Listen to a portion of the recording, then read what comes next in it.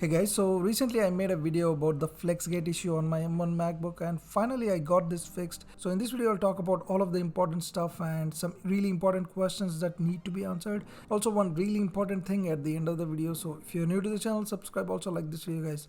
Let's begin. So first up, let's look at the display. The display looks and feels brand new because it is a replacement unit. I mean, the display got replaced. So another obvious question is the True Tone working after screen replacement? Well, it is working. As you can see, when I turn it on, it does kind of shift to a more warmer tone. It doesn't seem to come through on the camera that well, but it seems to be working just fine. Another thing that I noticed is the lid got quite a bit stiff. As you can see, I cannot open the laptop anymore with one hand or one finger. I need to take support of the other hand or put other hand at the back of the laptop so that I can easily open the lid. Now this was not the case previously before the repair. As you can see, I could easily open the lid with one hand. Even after 10 days it hasn't gotten loose, so that's kind of a little concerning. Also, you can see here the flex. After a certain degree, I don't really feel comfortable flexing it too much because I get a feeling that it might re-trigger the issue. So basically I'm treating this like a newborn baby.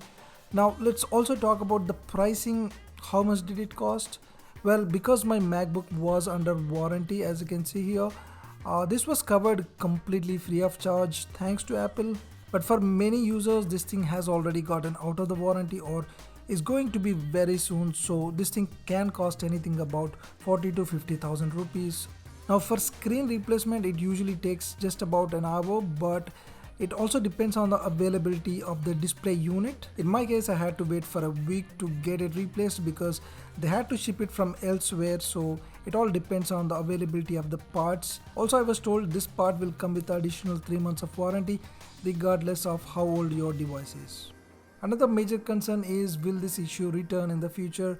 Honestly, I don't have a convincing answer, but if they used longer cables unlike the default design, it is very unlikely, but I couldn't really get such specific answers from the service center.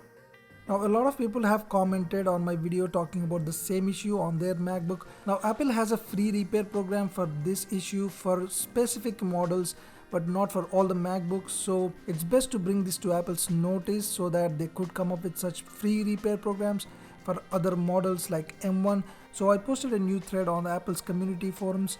If you have an M1 MacBook and have this issue, definitely post your issue there along with pictures so that it can be helpful to the M1 user base going further.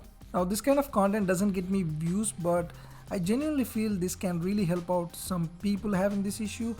So definitely like this video, also subscribe to the channel guys. Thanks for watching. I'll see you soon.